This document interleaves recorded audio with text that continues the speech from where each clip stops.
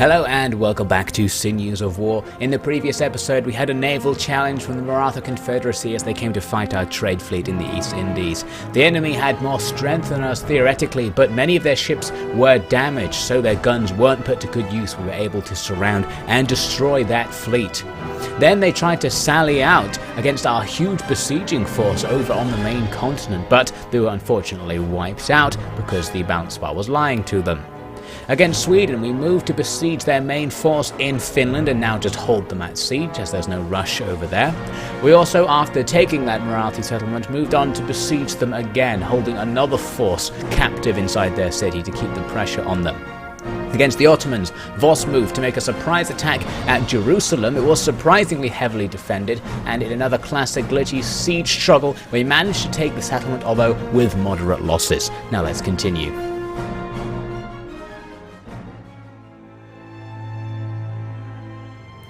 There is a certain untested arrangement in effect at the current time. King Willem has presumed that he has authority to overrule our decisions, to overrule my decisions most specifically. And as you all know, he has been sending his so-called advice since the very moment he docked himself in his mighty chair. But now we have a new proposition. Here, I've had a copy made for each of you. You may keep it for its historic value after today, should you wish it. The king wants to bolster the pile of beans he keeps to show how many peons he holds himself above, and thus he requests that we make the primitives into full citizens of the provinces. If you read his words in detail, you'll note several interesting points. No explanation is given for this command, no solution for the economic chaos that it would cause is presented, nor does he exempt slaves from his orders. No additional funding is offered for the heightened security such a move would demand, and perhaps most telling of all, no call or appeal is made to any legal document or principle that gives him the right to dictate our policy at all. I am being open with you all on this, as I understand that all of you would stand to lose plenty should the primitives come under the full protection of the law. Now, I had considered that perhaps we should simply mould the king's request into something more sensible. But then I realized that to bend to his whims at all on such a large matter is to shatter the principles of our company charter. So, let the specifics of the matter be cast aside. The West India Company will plot its own course, as it always has, and has always had the full legal right to do on the authority of the stadtholders and the people of the United Provinces. If the king wants the Americas to be his plaything, then he shall have to spill his blood to make it so. Now that Voss has taken Jerusalem, my plan was to have him storm through the back of the Ottoman territories in order to destroy them without having to face their main force at the front. However, it seems they've got more forces around here at the back than I had expected. Seeing how many forces are at the front, I assumed we wouldn't face any resistance to just quickly sweep up their provinces here to destroy their economy. But looks like it might be harder than I thought, especially because Voss has taken damage in that initial battle and needs really to replenish his troops before he faces another decisive engagement. I used my fleet to have a look further north and found that there were yet more Ottoman forces doing the classic Ottoman trick of dividing their armies up into tons of tiny groups, and of course that's stacking on top of all the forces over here. And then my rake comes over and finds another small force garrisoned just to the east. So it seems the Ottomans basically have an absolutely gigantic military, and I'm not 100% sure how they're managing to fund it, because their economic strength is so low, but hopefully we can still try and undermine it somehow. Now, as I watched the Polish turn, they decided to declare war on me once again. They want to resume hostilities, no doubt looking to retake the territory they lost to us. They've got plenty of interesting allies here, which is a little bit worrying. Luckily, none of them actually joined the Polish. All of mine joined me, but that might not be a big deal, because I think most of these guys were actually already at war with Poland from the last time that Poland declared war on me, so they were just continuing their state of affairs. Luckily, Poland has no actual attacks for us to make right away, so at least we have some time to prepare. Now the Ottomans start concentrating troops, taking the docks there near Jerusalem and building up an army just to the north, combining many of their small groups together. So it seems we are going to struggle to actually break ahead of Jerusalem if they're going to have so many forces available. Now in India, I'm still waiting with Costa to see if the Marathi can capture that Mughal settlement and then just sweep in and take it if they do, so we can take it without declaring war on the Mughals. We're also keeping them at siege over here to the north, and I thought we might as well send some forces to go and reinforce that position, because the reserve army, which was being used to just control public order, doesn't all need to be there for public order's sake, so we can slightly reinforce De Beer's position, which will be handy if the Maratha Confederacy shows up with another army coming down from the north, perhaps. Now the next thing to do is to switch to the naval focus against the Marathi. Now for this purpose I've recruited a new admiral, Reuben Kieft. He has absolutely no abilities that make him suitable as an admiral. He seems to be a generic land general who they've just thrown onto a ship, but he is leading a pretty decent if small fleet. We've got a number of fourth rates with which we're going to go up against the local Marathi fleet, which is mostly fifth rates. Firstly, I need to send out militia to force them out of my ports, which is going to be useful in its own right to try and restore trade. So now that they're at sea, we can go and take them down with the fleet, just making sure that the public order in Mysore doesn't deteriorate because I'm moving the militia away.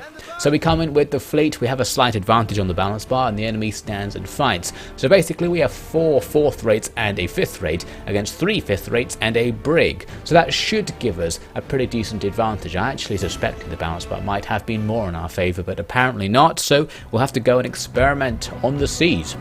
My plan is to split the 4 fourth rates into 2 groups of 2. The first group of 2, led by the Admiral, will go around the front of the enemy's line, bombarding them all the way and getting around the other side, while the second group of 2 will just turn and engage them normally from the formation we're in now. We have the wind in our favour, so even with our large and slow ships, we're going to have manoeuvre advantage as the battle starts, so we should be able to get things into the formation that will favour us for this fight. And you can see right at the start here, these 2 ships both able to fire on the enemy's leading ships with our superior number of guns. The fourth rates aren't that superior to fifth rates, they only have a few more guns and a slightly larger crew, but they are much larger and have a stronger hull, meaning they're much harder to sink, they'll last longer in combat. So the battle very quickly deteriorates into a general mess, as naval battles tend to do. That fourth rate over there basically absorbing fire from all of the enemy's trailing ships, while the leading ship is just focused upon by everything, getting a really nice close range volley from this fourth rate, smashing up their hull. They're not going to be happy about that. It should be relatively easy to get the fifth rates to rout. Since we have so much firepower, we can overcome the enemy's hull strength quite quickly. So I'm going to bring in that fifth rate there to fold around in front of the enemy's line. The 2 fourth rates that went in at the start have actually overshot the enemy's position as they came in towards us, so I need to bring them back around to rejoin the fight, and that action makes the fight even more messy. One of the enemy's volleys somehow starts a massive fire on one of my fourth rates, and actually for a second there was wavering, so that was not very good at all. We're going to have to try and focus down the nearby enemy ship to stop that from happening. Luckily I'm able to get a really close range broadside as we sail past here. Nice and damaging.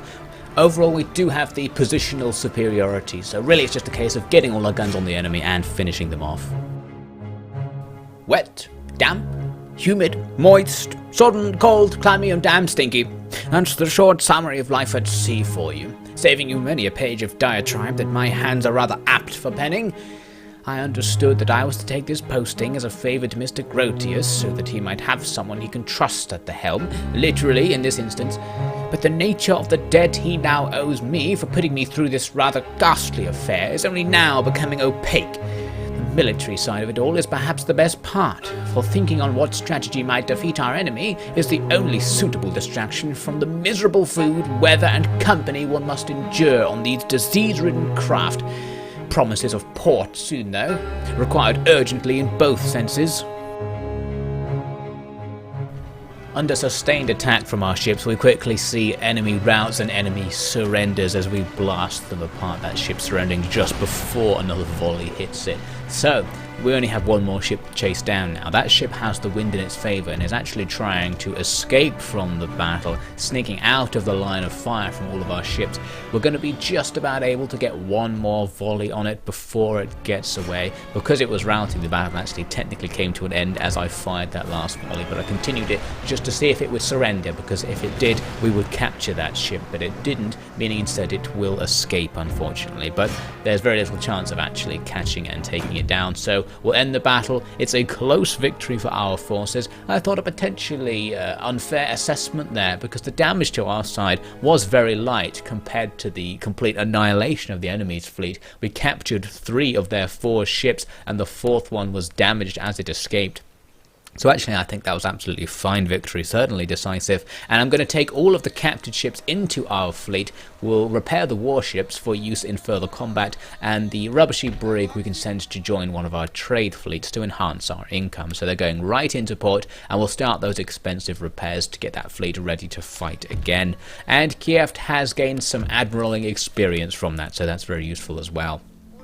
Now on the other side of the world, in the Americas, I've finally got my fleet together, which you may recall I've been waiting for so that I could declare war on New Spain, because we need to take the rest of the territory in South America as part of our victory conditions, and that right now is the foremost mission of the West India Company. So we've got an army prepared and a fleet prepared. The only problem now is diplomatic, because New Spain is allied to Westphalia, the Italian states, and the Mughal Empire, all 3 of which would be very problematic if they declared war on us. The Italian states and Westphalia are also our allies and are right in the core of our territory, so if they turn against us that would be disastrous, and having the Mughals attack us in India whilst we're also at war with the Marathi would also be quite problematic, to say the least. Because of the rather risky manoeuvre that it would be to declare war on New Spain, I decided to do the rest of my turn first to see if it brought up any other information that might inform my decision either way. So first I'm looking at the Poland situation. We've got a scrappy army in Vienna left over from the old war, so we've got a bit of defence, and the British armies are around for some reason. They seem to be attacking Poland through my territory from the south, because they have actually been glitched out for most of the campaign and been sitting in France, and finally they've mobilised to actually go and do something. I've also got a full stack there at Kiev to defend against a potential Russian invasion, but that could be used to attack Poland as well. What I really wanted to do was bring Gaiden up to lead another attack against Poland, because with his army we'd be in a really strong position. Of course, to do that we really need to end the war with the Ottomans, because they have so many stacks that may just swarm Istanbul if I left that would also be very risky. Voss in a bit of a risky situation as well, surrounded by the enemy, so potentially useful to end the war just so we don't have to expend Voss's army grinding against all those troops. I wanted to go and see what the Ottomans thought about not fighting. A white peace was offered initially and they just said absolutely not, so that's a bad sign. So I eventually decided this was important enough to me that I'd make a concession. I'd give them back Jerusalem, and they actually rejected that deal as well. I thought giving back Jerusalem would be a fine trade if it meant getting the forces to just go and take all of Poland instead, but that's not going to happen, so this war will have to continue. With Voss, I decided I'd actually just leave him in the city to continue replenishing his forces. He'll be at full strength next turn, and potentially to let the Ottomans actually gather a big army together so we can just destroy it in one decisive battle. My real objective is to go and take Cairo so that we don't have any Ottoman territory to our west, and then we can focus entirely on the east, but we'll just have to see how that goes. So with the turn now over, and with no particular advances happening in Europe, I decided, well, let's just take the risk. Let's declare war on New Spain. I won't call any of my own allies into the war, which will make it more likely that they won't side with the enemy. And luckily for me, none of them did. They all broke their alliances with New Spain upon my declaration, which was very kind of them. They certainly didn't need to do that. So that's great. It's just us and just New Spain in the war. It's exactly what we needed. So it's time to get things going. First, there was a bit of kerfuffle as I struggled to actually get Voorhees onto a fleet at sea, as I seem to keep doing, but finally, once the landing force is ready, I have to decide where to put it. So I at first thought I might just land it in the zone of interception of the enemy's main settlement there so that we force an interception battle right away, but I ended up deciding, you know what, I'll land it further up the coast on its own and see if they come out of the settlement towards me to fight a field battle where hopefully we could be victorious and then destroy them on the way back and besiege the settlement. We'll just have to see how big the garrison is. But before any of that, we actually need to do what I was most anticipating, which is a naval battle against the new Spanish fleet, the biggest fleet we've seen so far on the waters. I managed to get this extra 4th rate to come and join Callenburgh's fleet, so now we are theoretically ready to do this. The enemy has basically loads of 5th rates, so a massive, consistent fleet at the very least. Just before I made that attack, I actually wanted to do this as well, make an attack into Mexico with the leftover of the forces from the West India Company's initial conquest of North America. They have no general. I decided not to recruit one into them because I didn't think this would be a terribly important part of the battlefront. They have to walk some very long distances and may encounter no resistance at all, but over time we will be weakening the new Spanish forces, hopefully, with that little attack. So after checking all the trade theatres to make sure the new Spanish didn't have other fleets around that were suddenly going to attack my fleets on the trade nodes, we come back to the unavoidable battle. So our fleet is much bigger than the enemy's fleet, but it's not really that strong because it has around 6, I believe, smaller ships like brigs and sixth rates. Going for it though is the fact that Callenburgh is leading it, an absolutely excellent admiral with lots of experience, but very, very old. This is very likely to be his last engagement. So our force looking like it has a small advantage on the balance bar, so that's a good start. We have a similar number of fifth rates to them, not quite as many, but the fact we have a handful of fourth rates as well is what I hope will really change the main combat between the larger warships into our favour, and the smaller ships will just have to try and survive somewhere in the middle. So let's get this decisive Battle of the Caribbean going. So here we are again, boys, ready to cover a few beaches in driftwood with the odd flag of New Spain here and there. Well, I don't think any of you really need me to explain the task ahead of us. Out there is the largest fleet we have ever faced, formidable, well drilled, and probably even bigger than the reports say. But they have absolutely no idea what's about to hit them. When they look to the horizon and see the armada of the West India Company, with we sea devils sailing at its point, they will be looking at a monster worse than any squid or kraken. They are the last enemy worthy of our attention. So let's make sure that we give the fanfaron and ourselves one hell of a final performance. The fleet is forming up, ready for this decisive battle, and we're going to use a very particular formation in this fight in the hope it'll give us some kind of advantage. First, a race-built galleon going on the extreme edge, a fast ship going to sneak around the enemy, then 3 brigs to act as support/distraction. Our 4 fourth rates in the centre there, backed up by a single fifth rate, and then the line with the rest of the fifth rates led by Callenburgh himself to be a main battling line, and 3 sixth rates again on the edge of the formation to act as support. And as we said, the enemy ships are basically all fifth rates, so an enormous line of fifth rates just slowly edging its way towards us there. I think there's a brig or something towards the back just to break the uniformity. Now the enemy has the wind on their side in this battle, so they'll be able to make quick maneuvers as things get going, and all they're going to do is just sail in, peel off and start engaging with us, so we're going to start peeling to do the same. So first the sixth rates curl around in order to start firing at the front of the enemy's column, and now my fifth rate's going to try and do the same thing, led by Callenburgh in the leading ship, the fanfaron. Going to be under a lot of fire as this gets started because he needs to sail towards the enemy's line, and they've crossed his T. They're going to be able to fire at him a lot before he finally manages to curve around and start getting his guns on them, but hopefully he'll manage to make it through. Things got a little bit complicated as the enemy's line actually turned backwards, at least the first ship does. So now we collided with each other, meaning we now have a deadly close range situation, but Callenburgh's been saving his shot. So now when we get in close, we're able to unleash a massive volley right into the enemy's hull at point blank range. The damage done enormous, huge holes appearing and debris scattered everywhere, so that was very nice. So that ship is going to basically abandon their line and start sailing backwards, but the rest of their fleet is going to try and go ahead with the original plan of sailing straight forwards.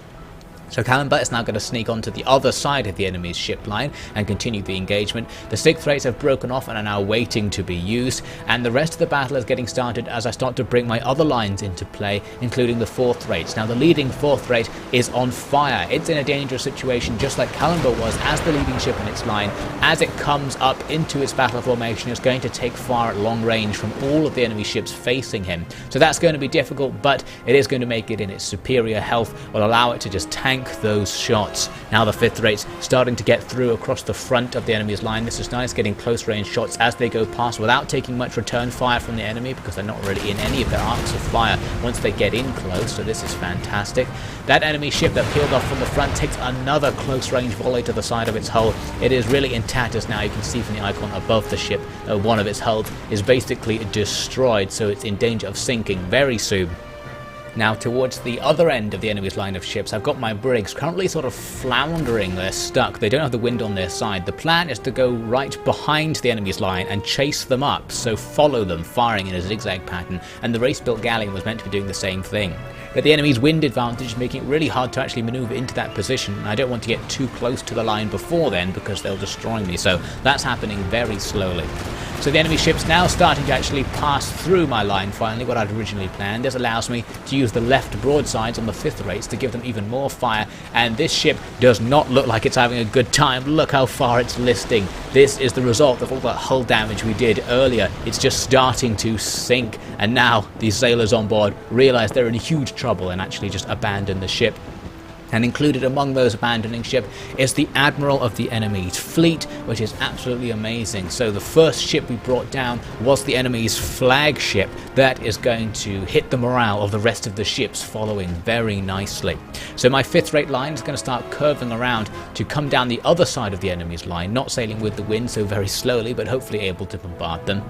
And finally my brigs were able to actually get in behind the enemy's line as planned. The only problem is it's quite a windy day, and you can see how choppy the seas are, and the brig is just being thrown about, so it's going to have basically no accuracy against the enemy. The few guns it does have are going to have to just fire wildly in the vague direction of the enemy. I don't think this is going to do the damage that I intended. However, being shot from behind does reduce the morale of the sailors on the enemy ship, so that's something at least. Now my reserve 5th rate, which was in a line of its own, is also going to try and join those brigs. It does have to sail past the enemy's entire line to do that at long range, but still going to take a lot of fire, and they've already lost half the health on their hull as they get halfway down the line, so a little bit dodgy over there. Now at the front of the line, things getting messy as well, as a lot of my line has now passed through and is able to curve around to start firing at the other side of the enemy's line, and several of the enemy ships who've passed through are now being engaged by the 6th rates. When the ships get really close, the Marines on board are going to start engaging each other with musketry, unlikely to do damage, but perhaps suppressing each other's crews, so may have some value for that. So now, as my ships emerge onto the other side of the line, it's going to be a straight battle, a straight test of who has the most guns and the most strength, and our 4th rates are actually taking a pounding in this. We're devils under sail, our missions cannot fail. From Amsterdam to Curaçao, the folk will hear our tale. Haul out the Lorix, reel in the Callenburgh, waves no sky will see us dive. The Kraken speak for you and I. Hail, hail, we're devils under sail. Hail, hail, we ride the squalls and race the gales. The waves no sky will see us dive. The Kraken speak for you and I.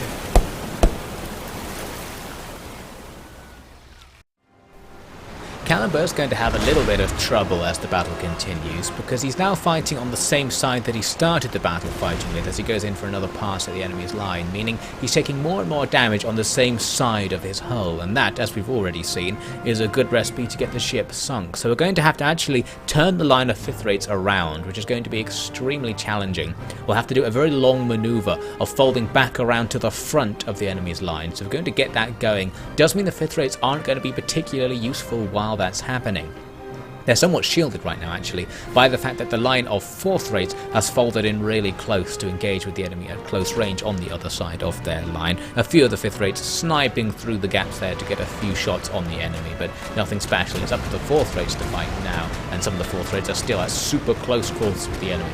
This enemy ship doing a little skip to get around the line it's supposed to be in order to get past that traffic jam, smashing up one of my 4th rates as it goes past, while that 4th rate is smashing up the ships that have already passed through the line and are currently engaging with my 6th rates.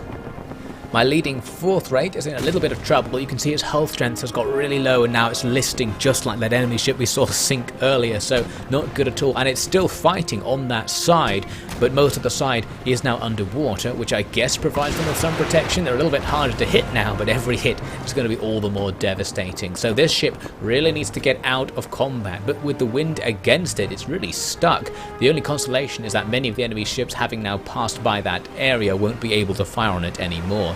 And my rear chasing ships are now starting to get into position. There's the race-built galleon finally catching up with the back of the enemy's line, going to come in and start engaging there. Just trying to shoot into the enemy's stern to demoralise them, and we may even be able to get so many guns on them we'll be able to actually sink ships with all the brigs involved. The 5th rate slowly coming around now, still so far from the battle that they can't really take part. It's down to the 6th rates to actually hold off all the enemy ships, which are now breaking formation to just fight openly among them at the end of where their line got intercepted by mine.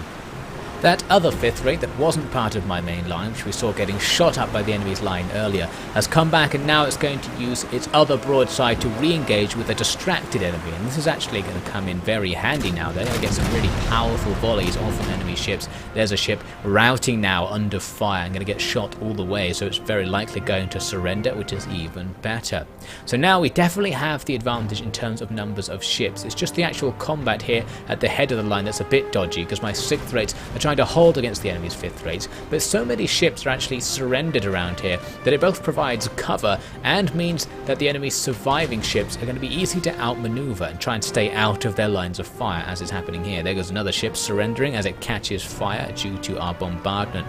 So only actually a couple of enemy ships surviving now. Another enemy ship catches fire and burns so much it destroys the hull entirely. I think their magazine might have exploded as well. My 4th rate has managed to avoid sinking, so that's good news. It has surrendered to the enemy, but it's no longer under threat, so that's not a big deal. And it actually appears to be less listy than it was earlier. Perhaps they've repaired it slightly. So now Callenburgh is finally starting to return with the rest of the 5th rates. So as these enemy ships, who appear to be trying to escape from the general open combat in the centre there, move downwind, they are going to be intercepted by Callenburgh. First, actually, they're being intercepted by this damaged 4th rate, which is going to get a nice little volley towards the rear of this enemy ship, and they're going to be in big trouble from that, and they actually surrender right away upon taking that volley, so that's fantastic news. Probably could see that a massive line of 5th rates was about to fire on their front as well, and didn't feel like seeing what was going to happen in that engagement. So all we need to do now is fold Callenburgh in to try and get loads of guns on the enemy's remaining ships, and very soon those ships just surrender to me as well. The combat comes to an end, and it's a resounding victory. Thanks to the fact our damaged 4th rate didn't sink, we've lost 0 ships. The enemy have lost all their ships, either sunk or captured. So this is fantastic news for our fleet and our campaign against New Spain, of course. I'm going to switch to the campaign results where we can see it in a bit more detail. Lots of damage across our fleet, but nothing that can't be repaired, and some loss of crew, but they can be re-recruited, and so many captured enemy ships, loads of 5th rates here, which we're going to be able to add to our fleet. I could just trash them all for prize money, but I decided, you know what, let's have a massive fleet in the Americas by taking on all of those 5th rates we just captured, and over time we'll be able to repair those up, and now our naval dominance in the theatre is going to be completely undisputed. So this is an extremely important victory for Callenburgh. He has done it once again. The fleet's going to split up to go to various ports where we can repair them. So now the only real thing we can do with our naval dominance is block the enemy's trade routes. Unfortunately, New Spain appear to actually be trading with Davy Jones. Their trade route just goes under the water, so I don't know if we can block it, but we can definitely raid it. But anyway, we'll see how the rest of the war goes next time. Certainly a good start. Waiting for just the moment when the Dutch forces were extended fully against Sweden and the Ottoman Empire, the nobility of Poland-Lithuania saw a chance to recapture their lost lands. But their desire for revenge had caused them to overlook that their ongoing war with Prussia and the sudden arrival of pro-Dutch British expeditions meant that they had no forces to launch an attack with. They would have to wait, but time was not on their side, as the Dutch Empire provided their foe funds sufficient to raise whole armies on a whim. If they couldn't take their lands back right away, then soon there would be hosts of troops waiting to make sure they never did. Other nations, seeing this fact, simply did not dare make hostilities with the Dutch. So thanks for watching. We'll take our war with New Spain onto land, and of course keep an eye on our defensive lines back in Europe next time on Sinews of War.